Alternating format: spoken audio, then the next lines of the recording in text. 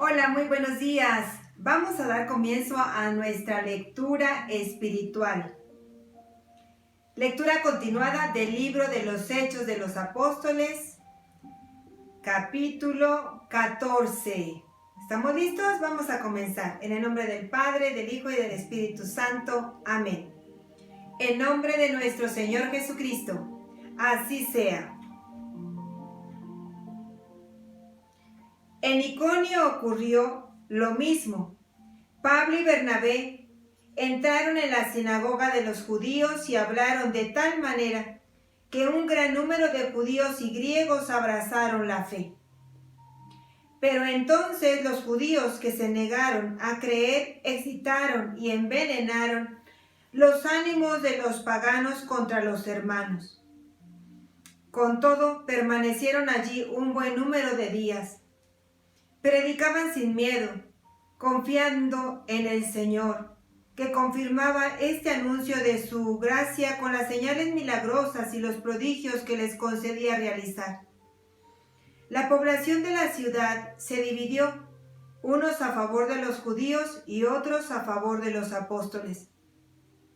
Un grupo compuesto de paganos y judíos, con sus jefes al frente, se preparó para ultrajar y apedrear a los apóstoles.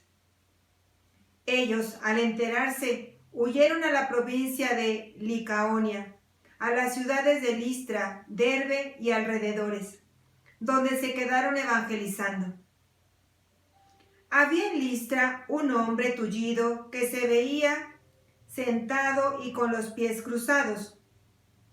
Era inválido de nacimiento y nunca había podido caminar.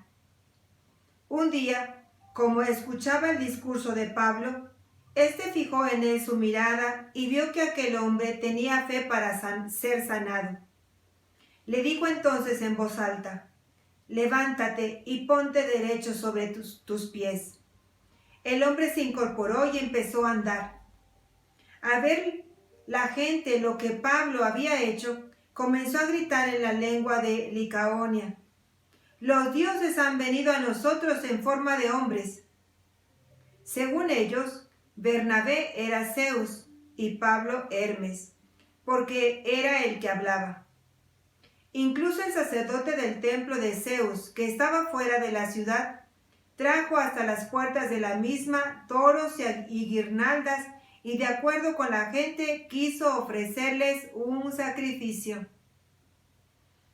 Al escuchar esto, Bernabé y Pablo rasgaron sus vestidos para manifestar su indignación y se lanzaron en medio de la gente gritando: «Amigos, ¿qué hacen? Nosotros somos humanos, inmortales como ustedes, y acabamos de decirles que deben abandonar estas cosas que no sirven y volverse al Dios vivo, que hizo el cielo, la tierra, el mar y cuanto hay en ellos». Él permitió en las generaciones pasadas que cada nación siguiera su propio camino, pero no por eso dejó de manifestarse, pues continuamente derrama sus beneficios. Él es quien desde el cielo les da las lluvias y los frutos a su tiempo, dando el alimento y llenando los corazones de alegría. Aún con estas palabras, difícilmente consiguieron que el pueblo no les ofreciera un sacrificio y que volvieran cada uno a su casa. Se quedaron allí algún tiempo, enseñando. Luego llegaron unos judíos de Antioquía e Iconio y hablaron con mucha seguridad, afirmando que no había nada de verdadero en aquella predicación, sino que todo era una mentira. Persuadieron a la gente a que les diera la espalda y al final apedrearon a Pablo. Después lo arrastraron fuera de la ciudad, convencidos de que ya estaba muerto. Pero sus discípulos se juntaron en torno a él y se levantó. Entró en la ciudad y al día siguiente marchó con Bernabé para Derbe.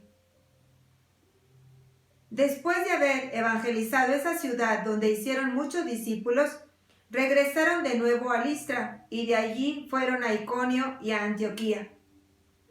A su paso, animaban a los discípulos y los invitaban a perseverar en la fe.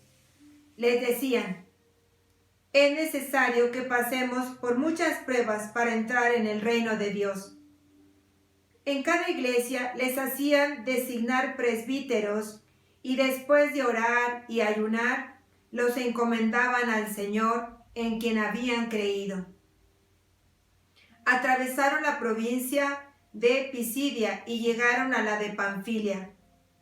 Predicaron la palabra en Perge y bajaron después a Atalía.